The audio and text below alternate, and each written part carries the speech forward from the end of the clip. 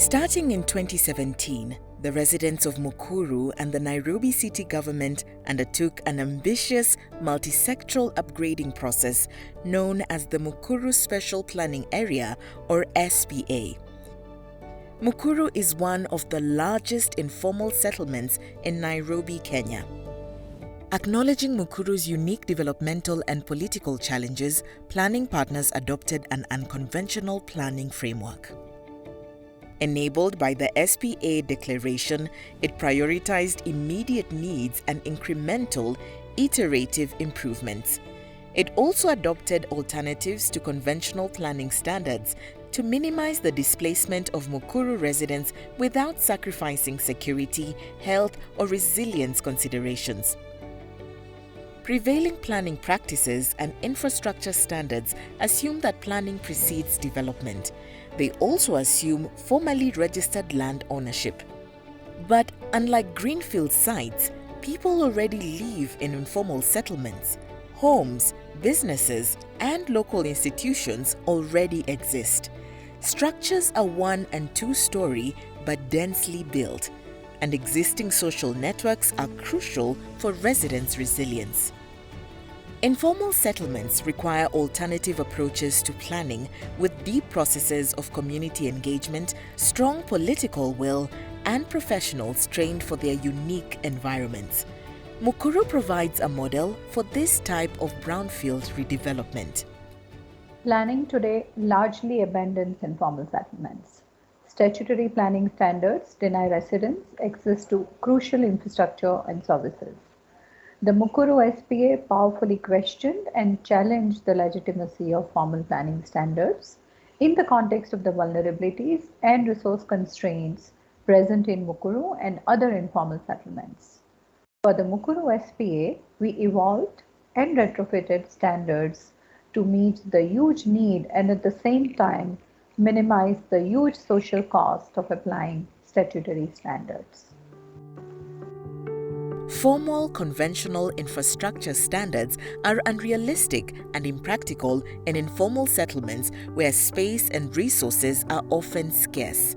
Standards should instead prioritize collective needs for health, safety, dignity, and accessibility over individual interests or ownership. One of the challenges of doing such a road, especially by engineers, is to see the road itself as purely meeting engineering solutions, in the sense that it has to be a particular width, it has to be a particular material. It almost assumes that there are no people where the road is passing. It's actually seen as if it is, for instance, just going to be used for connection. Investments in informal settlements tend to be small and piecemeal, but the deficits in African cities require local government leadership to plan at scale. To achieve this in Mukuru, partners negotiated for the declaration of a special planning area. The SPA served as an official zone of exemption where formal, statutory standards were suspended in preference for standards that recognize spatial and resource constraints. The revised standards prioritized health, safety, dignity, and accessibility. The designation of Mukuru as a special planning area now removed it from the general planning for the city. And this was supposed to be planned as a special area where there was review of the normal standards of implementation for both the roads, the water, and that kind of thing. And as we will see, as we move on when it comes to implementation, that's how we have been able now to implement the simplified sewer system as opposed to the conventional system. So the main thing for the SPA was actually to remove it from the normal planning because of its peculiar challenges. The plan aims to make sure that the standards are not just statutory oriented in terms of meeting certain requirements of a formally planned area, but to make sure that they are more performance oriented in terms of their outputs, So with regards to, say, the road widths, the housing, and the commerce, the plan aims to make sure that these are integrated in the sense that it's not a single-use zone. So the idea is to make sure that these are integrated in a way that makes it perform and meet the needs of the residents themselves.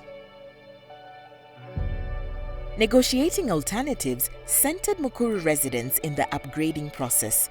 Residents knew best how investments could serve them, and because the space required to build services would directly impact them, they were also best suited to make trade-off decisions between competing priorities. Moreover, if residents had not been engaged in formulating alternative standards, they would have resisted and even hindered the planning process. Kama ya barabara, ukiona mara ya kwanza tulikuwa wanasema barabara zitoshana. Ambapo tukiwa kwa meza tukisema barabara zile main hazitoshana na zile feeder roads. So tuka make measurements ambapo ulipata kama tulikuwa wanasema ni 12 cm, lakini kando na hizo barabara kuu tuka negotiate hadi 12 meters. Tukasema kuliko barabara zote zikuwe 12 meters, wacha tuangalie pia zile barabara ndogo zile za kutuingiza kwa nyumba zetu kwa mlango. Zinaweza kuwa ngapi? Ndio na maana kutoka kwa 9 yenye walikuwa wanasema tulinegotiate hadi 6.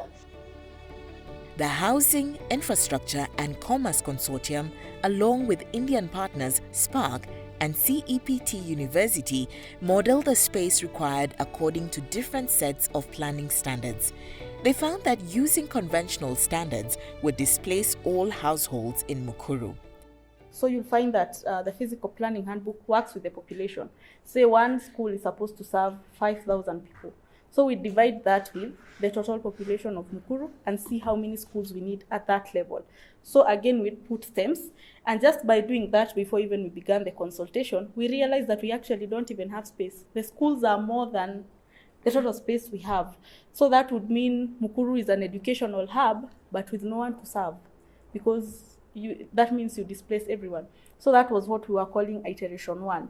Then we had iteration 1B, which was playing around with the same stems, but going vertical. Now developing vertically.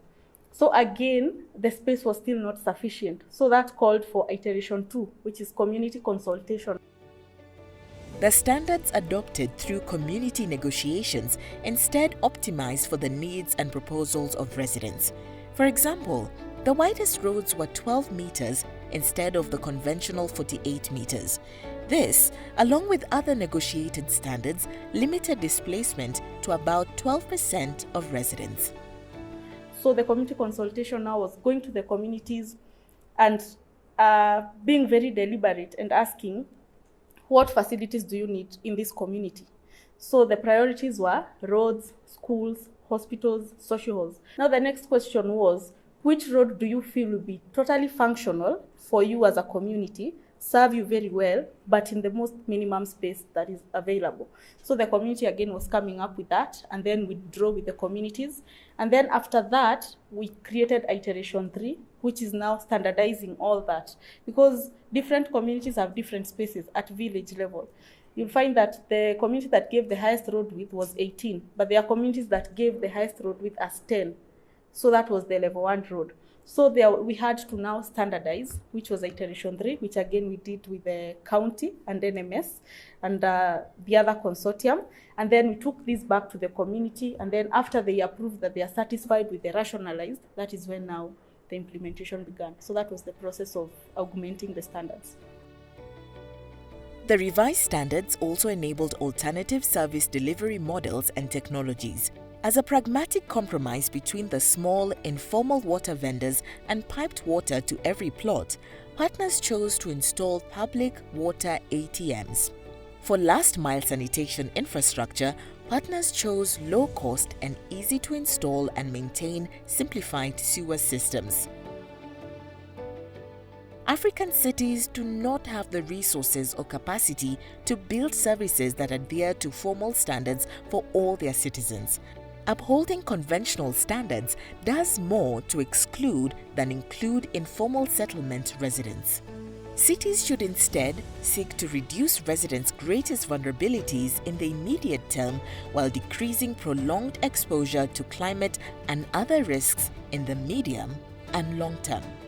To build resilience, upgrading plans must be more pragmatic. Negotiating alternative standards prioritizes urgent improvements in health, safety, dignity, and accessibility. Understanding that we have to look at the informal settlements differently when it comes to planning. If we treat them with the normal conventional standards of planning, then we might end up then losing. So I think that's generally applicable. Like, let's look at alternatives, models of planning for these areas, so that we are realistic and we plan depending on that context, instead of just picking the formal and just dropping it in the informal.